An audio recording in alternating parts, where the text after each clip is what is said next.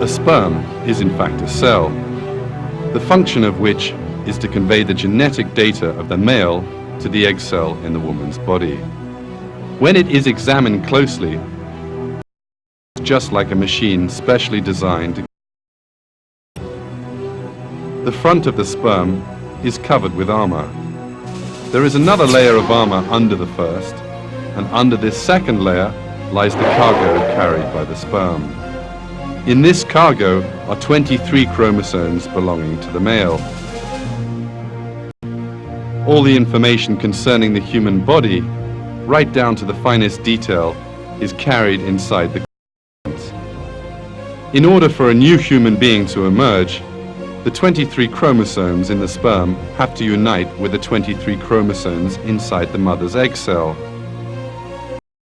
The first foundations of a person's 46 chromosomes will. The armor system at the head of the sperm will protect this valuable cargo from all danger right through its journey. But the design in sperm is not limited to this. There is a very powerful engine in the middle of the sperm. The end of the engine is connected to the tail of the sperm. The power produced by the engine turns the tail like a propeller and enables the sperm to move swiftly. Since there is an engine in the middle, it will need fuel to make it work. This need has been thought of, and the most productive fuel for the engine, fructose, has been placed in the liquid surrounding the sperm.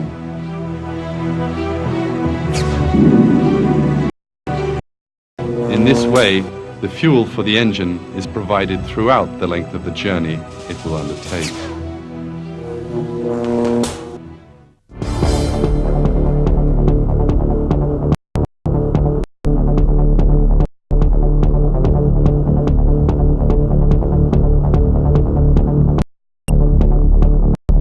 Thanks to this perfect design, the sperms head rapidly straight for the egg cell.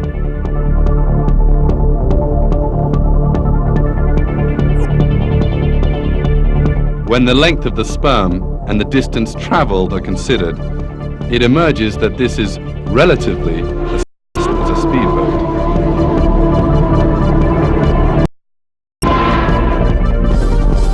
The production of these miraculous engines is carried out in a most expert manner.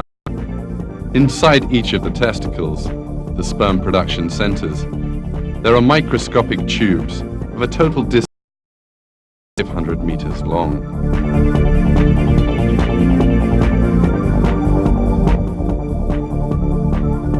The production inside these tiny tubes works like the conveyor belt assembly system inside a modern factory. The sperm's armor, engine, and tail parts are assembled onto one another in what emerges as a result is a real wonder of engineering. We have to think a little in the face of this reality. How do these unconscious cells know how to prepare the sperms in the appropriate form, despite the fact that they know nothing about the mother's body?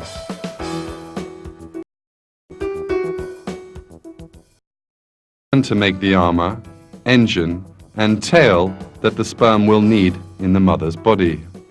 With what intelligence they assemble these components in the correct order. They know that the sperm will need fructose. How have they learned to build an engine that runs on?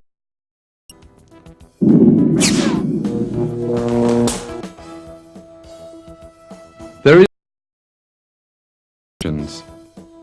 the sperms and the seminal fluid that they are placed in were specifically created by God for the continuation of the human race. Pusule gelmiş olması gerekir. Halbuki şöyle bir düşünürseniz, sperma hücreleri baba organizmasında yapılmaktadır. Görevleri ise anne organizmasında husule gelmektedir. Ve dünya kurulalı beri, yani insanlık aleminin tarihinde hiçbir sperma yaptığı görevden sonra, anne organizmasındaki görevinden sonra baba organizmasına tekrar dönüp hücrelere neler yaptığını, hangi güçlüklerle karşılaştığını, görevinin ne olduğunu söylemek imkanına sahip değildir.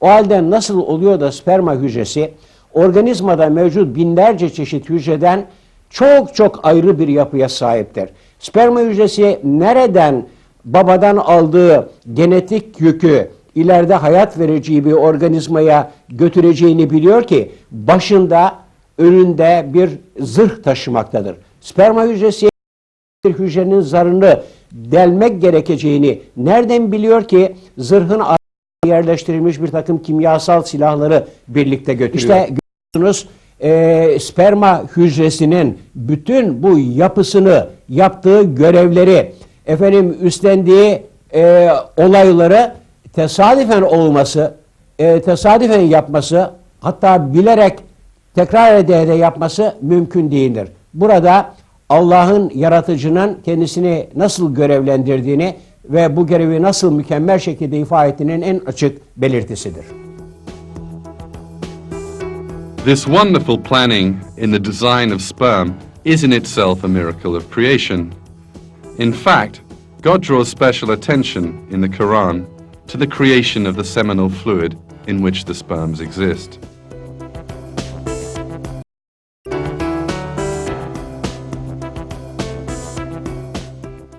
It is we who have created you, and do you not accept truth? Have you ever considered that seed which you emit? Is it you who create it, or are we the creator?